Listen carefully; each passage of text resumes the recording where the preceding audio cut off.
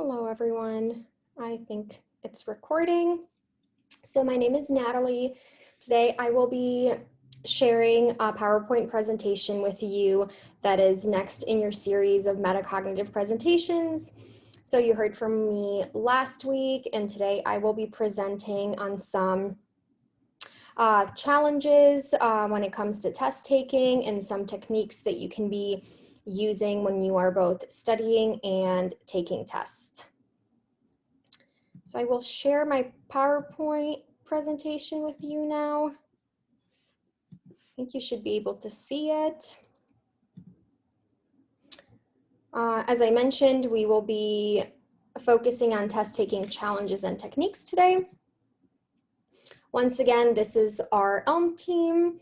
You have already heard from Sarah, Nisha in the previous weeks, and I presented last week and am now presenting again this week. So before we get started with the presentation, I wanted you to take a minute to answer this question. What are some challenges that you have faced when preparing for a test? And you can utilize the chat to communicate with each other and share these challenges with each other, because I'm sure that if you've gone through something, there's other people that have gone through the same thing. I'm sorry that I can't answer the chat and can't be there, but if you have any questions or want to share anything with me, please feel free to reach out to me via email. But I think it's great if you guys just share with each other.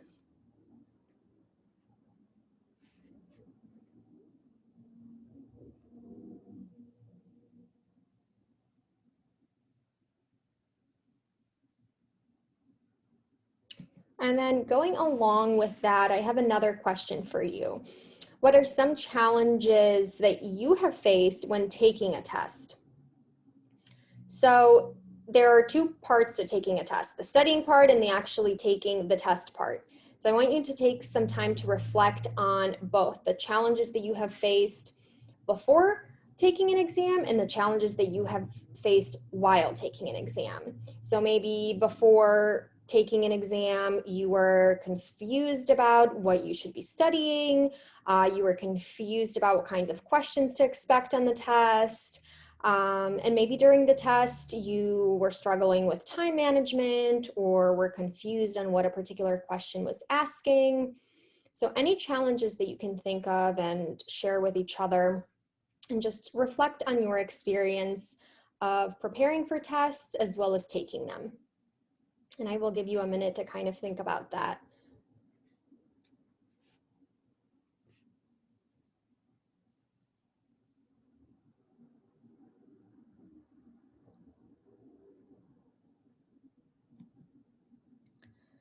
So now that you have kind of reflected on your own experiences, I wanted to share with you some challenges that students face when preparing for tests. Some of them are time management or procrastination. So not spacing out your studying and kind of waiting until the last day to study. Or studying the wrong material for a test and then feeling as if you're not prepared on test day. Being distracted while studying is a very common challenge for students, whether it's being distracted by your phone or being distracted by, the TV or your roommate or family. It's very important to limit your distractions when you are studying so that you are actually retaining the material you're going over. And I talked about that a little bit last week as well.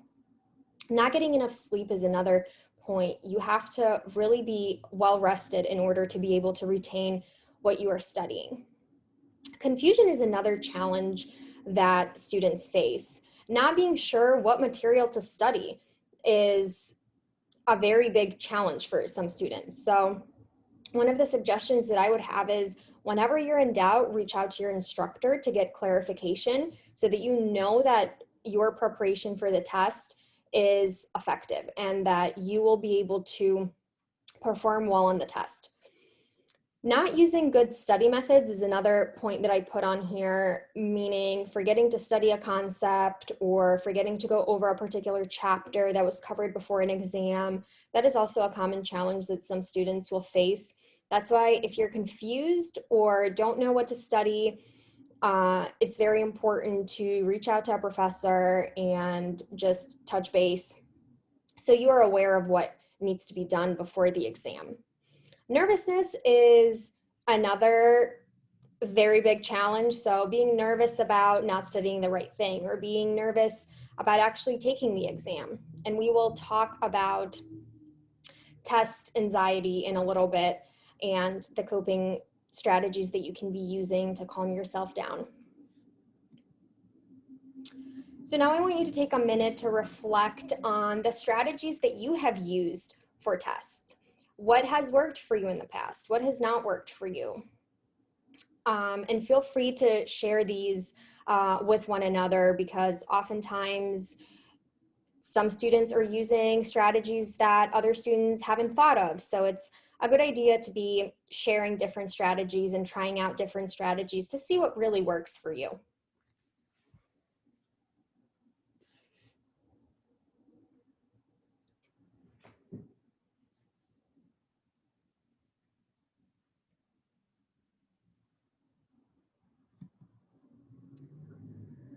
So some study tips that I would like to highlight today are giving yourself enough time to study and not cramming the night or the day before. Spacing out your studying is key so that you can actually retain information and process it into your long-term memory. Creating a study guide and having an outline of what to study kind of touches on the point that I covered earlier of being confused or missing concepts when you're studying. So creating a study guide or an outline can help you be aware of what you actually have to study and what material you have to cover, and more effectively prepare for an exam. Testing your knowledge is another tip I wanted to share with you, because I feel like oftentimes students get caught up in just rereading the material or rereading, their notes, rereading the chapters, but they forget to quiz themselves and really check if they are retaining the information that they are reading over and over again.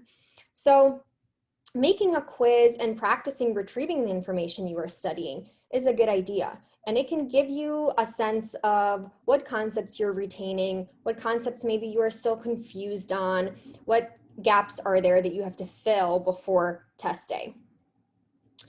Because many students get nervous before tests and during tests, it is a good idea to recreate exam conditions. So putting away books, putting away notes, creating a brief quiz or a brief pre-test for yourself, and working under timed conditions in order to test the knowledge that you have been studying. So putting everything away and taking a practice exam to see where you stand, or can you retrieve the information that you have studied? Can you manage your time wisely? Can you actually answer the questions that you have come up with for yourself?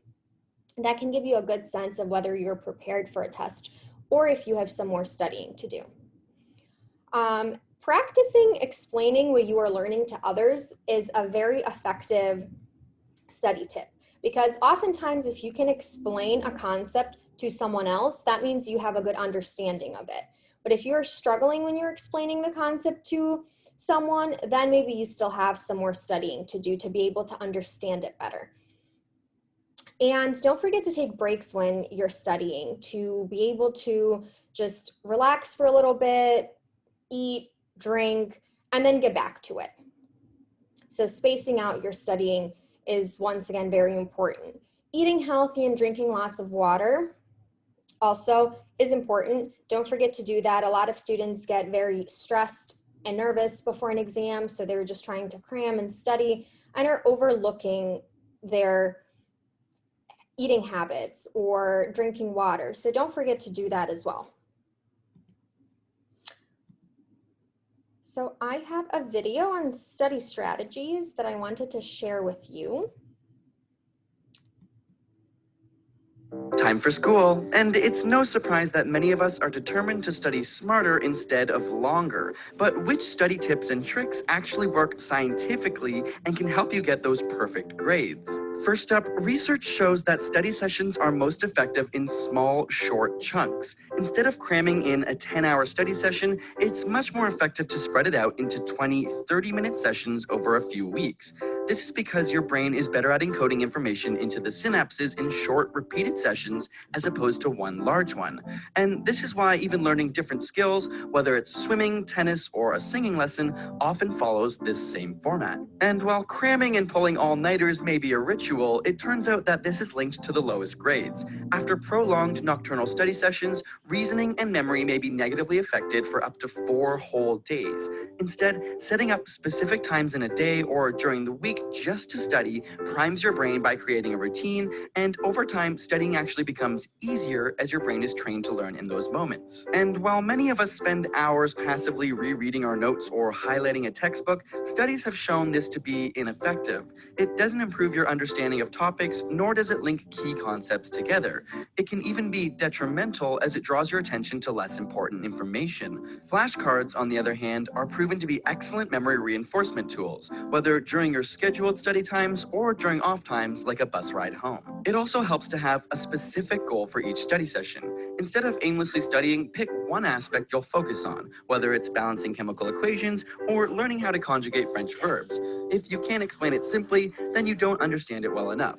In studies where individuals were asked to learn a passage and then half were told that they would be tested on the material while the other half were told they would have to teach it to other students, participants expecting to teach it did much better at understanding the main points. When you're expecting to teach, your brain organizes the information in a more logical, coherent structure. Of course, practice, practice, practice. Not only do practice tests put your brain in the environment, but even if you make mistakes, they help identify gaps in your knowledge. Practice tests have also been shown to increase confidence, thereby leading to better performance. So, where should you be studying? Research shows that having a designated sacred spot for study that's well equipped with every tool you might need is best. Just like setting times, this primes your brain for studying. Have an awesome study playlist? Not so fast. While some studies have shown that certain types of classical music can help improve concentration, a recent study has shown that learning with rhythmic background noise can be detrimental to focus, and those not using music fared much better. And if you haven't already, put away your phone. This is a no-brainer, but your texts and social media notifications severely decrease concentration. Of course, exams can be extremely stressful, so I will stop the video now for time purposes, but I think that this video does a good job of covering time for school. Some of the points that I've already shared with you, and adding on some other important elements. So now I want you to take a minute to think about what do you think about the study strategies that I have shared with you, about the study strategies that the video has mentioned. Have you used any of these strategies in the past? Have they been effective? Maybe you're someone who likes studying with music and the video kind of said that maybe that's not the best way to study. So maybe you have something to say about that. Maybe you can prove them wrong. But share with each other what you think, and then we will move on.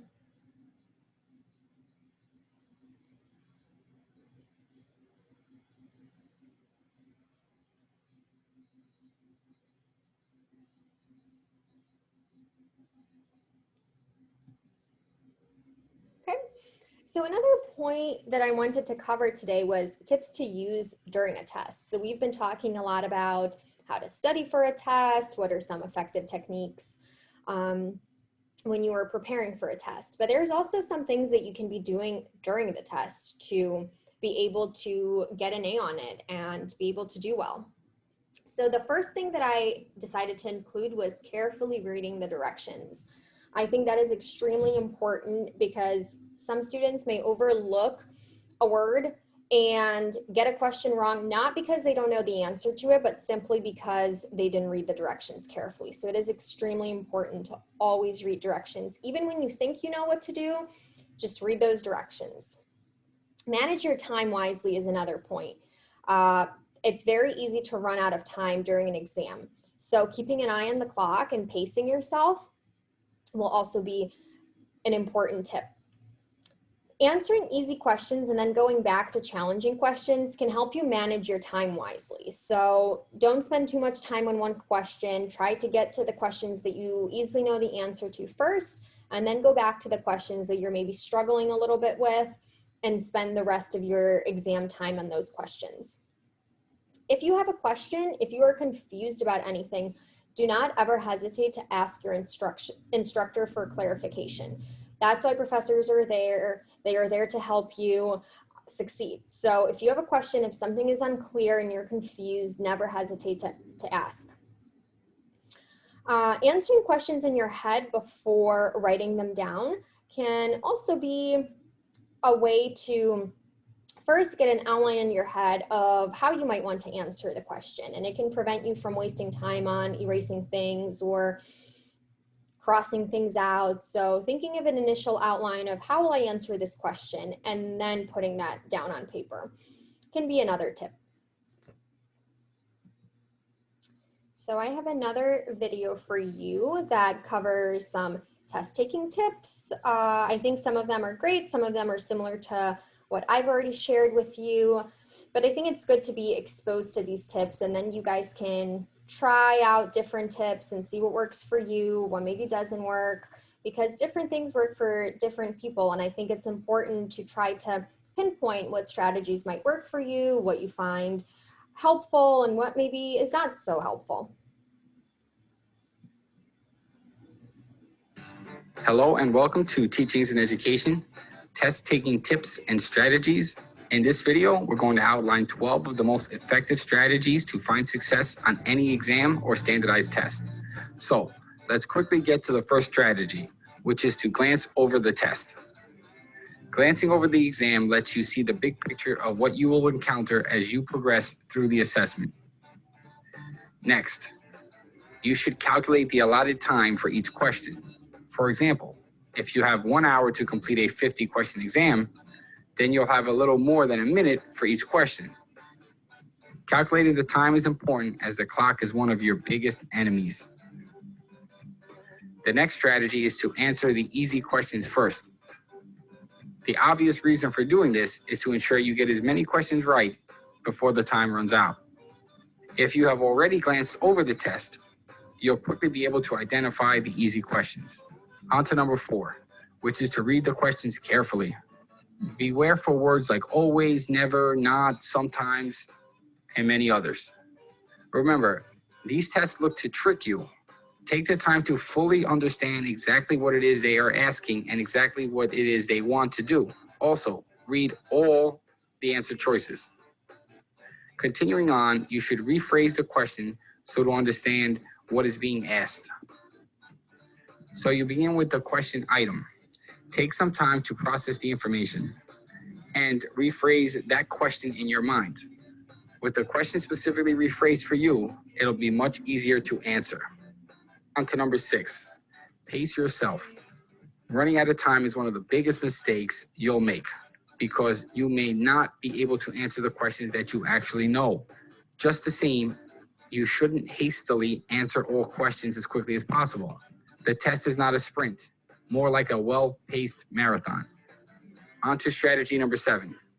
Have the proctor clarify unclear questions. Yes, proctors and teachers are there to make sure no one is cheating, but they are also there to answer questions. Don't hesitate at all in asking to explain something. They'll help explain the meanings of certain words in the assessment. Number 8, you have to keep your eyes on the time. It's very easy to lose track of time. Good teachers and proctors will continually remind you how much time is left. However, this isn't always the case. So be responsible and check the time for yourself. The next strategy up is to anticipate the correct answer before looking at the answer choices. So first think for a second about what the answer to the question is. In math, first work out the problem. Then take a look at the answer choices to see if any of them match what you figure is the correct answer. Now, on to number 10, which is to draw diagrams when necessary. If you're having some trouble conceptualizing information, drawing a diagram can add some clarity. This works specifically well for math word problems. Something as easy as a flow chart can make a real difference. Coming near the end here, another strategy is to circle keywords. In almost all cases, you're allowed to write on the test, even if the answer is provided. So identify and circle those keys. Don't be afraid to write up and down and all over the test. And on to the last test taking strategy, use whatever time you have left to go back and review your answers.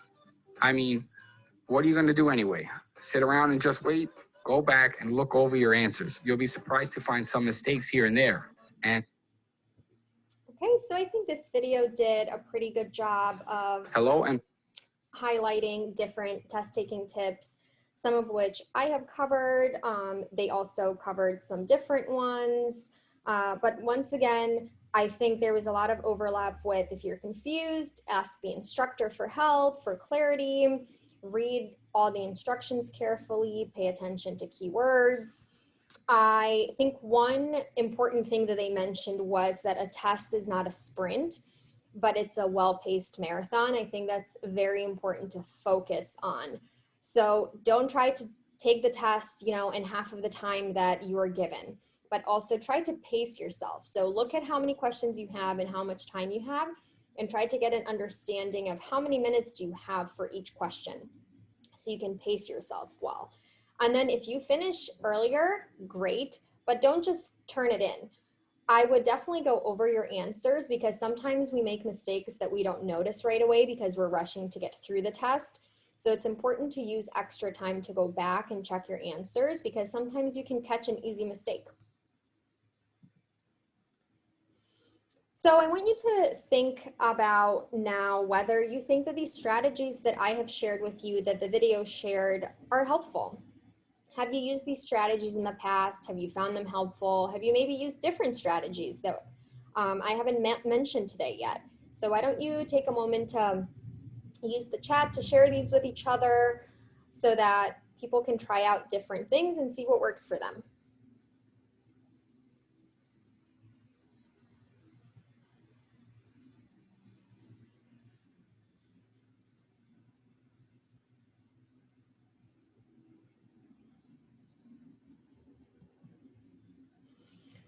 So as I mentioned briefly earlier, test anxiety is something that a lot of people face. It is very common to feel stressed before an exam, and research has shown that a little anxiety can actually help you perform well. But there is definitely a fine line of, some anxiety is good, but being very overwhelmed definitely will hinder your outcome. So excessive anxiety may hinder performance on a test, so you have to try to calm yourself down, and I will share some coping strategies with you today. I also wanted to mention that test anxiety is different for everyone, as you can kind of see in this picture that I have on the slide. So some people can experience rapid heartbeat, some people can get nauseous, other people will experience sweating or shaking. A lot of people also experience butterflies in their stomach. I think that's a very common thing for people to feel before an exam. Trouble concentrating is another feeling that people get, really not being able to focus on the test, not being able to focus on the questions that are being asked. And inability to recall the material that you have studied is also a common thing that people go through. So you might have spent the last 4 or 5 days studying, but then you are so anxious and so nervous that you can actually not remember much of what you studied. So it's different for everyone. Now that I have shared with you what test anxiety is and some of the things that people feel, I want you to take a minute to reflect on what are some feelings that you have had before an exam. Have you experienced test anxiety before, or do you usually not get stressed before a test? And again, feel free to share these in the chat with one another.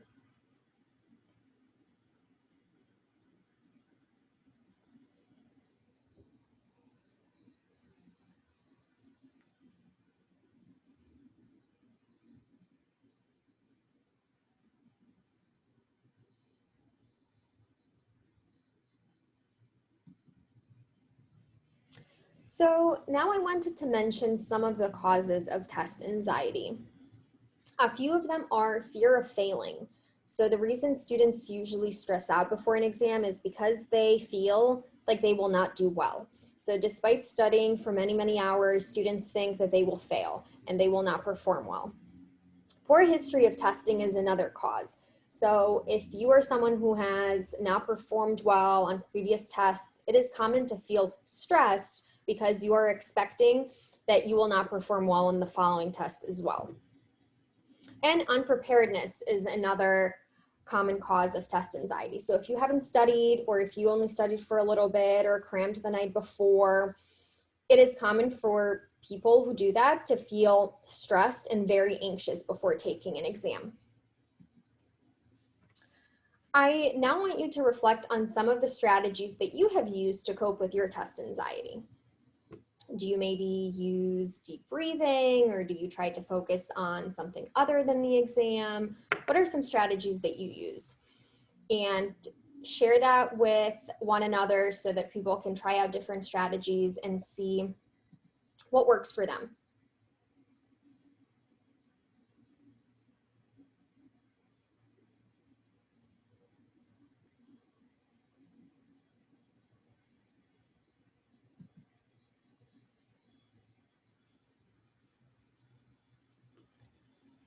So now I have another video for you that talks about managing test anxiety and the different strategies that you can use to manage your anxiety before an exam. Have you ever been studying hard and felt prepared for an exam, but when you walk into your exam, your mind goes blank? As you sit down to start your tests, you notice your sweaty palms and a pit in your stomach. If these classic signs of test anxiety sound familiar, your grades and test scores may not reflect your true abilities. In this video, you will learn ways to manage test anxiety before and during a stressful test. Test anxiety is a combination of physiological tension and somatic symptoms, along with worry, dread, fear of failure that occur before or during test situations. While it's completely normal to feel a bit nervous for an exam, some students find that test anxiety is debilitating, and whether it's your college biology exam, the MCAT, Step 1, or an important history final, test anxiety has the power to derail weeks and months of hard work. According to the Anxiety and Depression Association of America, causes of test anxiety may include a fear of failure, lack of adequate prep time, or bad experiences taking tests in the past. But you're not alone. Anxiety disorders are the most common mental illness in the U.S., affecting 40 million adults in the U.S. ages 18 and older, or 18.1% of the population, according to the Anxiety and Depression Association of America. Anxiety disorders develop from a complex set of risk factors, including genetics, brain chemistry, personality, and life events. Here's what you can do to stay calm in your days leading up to and during your exams. Before the test, you want to make sure that you eat well. Skip the junk food and nourish your body and brain with healthy food, not just the day of the exam, but always. Eat a nutritious, sustaining breakfast on test day and avoid high sugar foods like donuts that can cause a sugar crash. If caffeine makes you to be jittery, consider skipping coffee or energy drinks before your test. You want to make sure that you get enough sleep on a regular basis, not just the night before the exam. Sleep is directly related to academic performance and can soothe anxiety. An adequate amount will help you operate at 100% on test day. You want to make sure that you keep moving. Everyone knows that aerobic exercise has a lot of benefits, including clearing the mind and decreasing stress levels. Also, engage in some relaxation techniques. Try deep breathing, tensing, and relaxing different muscle groups. mindfulness of work, meditation, positive self-talk, or even some yoga. On the test day, you want to make sure that you arrive early. You want to avoid adding to the stress by running into the classroom at the last minute. Allow some time to get seated, to get organized, and take a few deep breaths before the instructors start passing out the testing papers. You want to use good test-taking skills. Read the directions carefully, budget your time, and work at a comfortable pace.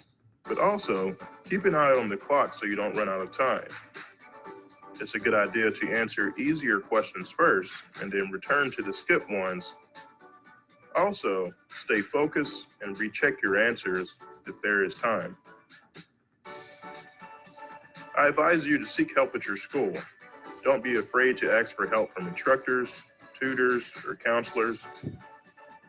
Anxiety disorders, including test anxiety, are protected under the Americans with Disabilities Act, and those affected may qualify for test-taking accommodations such as a quiet room or additional time. Check out your college counseling services at your school. They may offer support and/or study groups.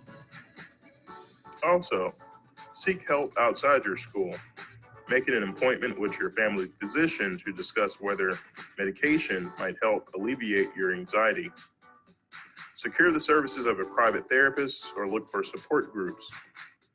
Talking about your anxieties with a professional counselor or others who may be going through similar events may help diffuse their powerful hold on you. Okay, so I think this video covered a lot, and I think it's good to reflect on, It's good to reflect on some of the ways that you can cope with test anxiety. So they mentioned taking deep breaths to kind of relax. Try to be on time to your exam so that you're not rushing and adding on to the stress that you're already experiencing. Getting enough sleep before an exam so that you are alert and awake and are able to retrieve the information that you studied. Making sure that you are prepared. So don't try to just wing it. Take time to study. Avoiding negative thoughts and replacing them with positive thoughts, I think, is very important. So don't focus and don't tell yourself that I can't do this, but instead tell yourself, I got this. I studied hard and I can do this and I will do well. Can help you calm yourself down. Avoiding the perfectionist trap, I think, is a very good way to reduce your anxiety. So tell yourself that it's okay to make mistakes. Honestly, every single person makes mistakes, so don't expect to be perfect. And going into a test with that mindset will help you relax and calm down, because if you don't do well in one exam, it's okay. So now if you have any questions, please feel free to reach out to me. I would be more than happy to answer them, but that's all I have for you for today. So thank you for listening, everyone.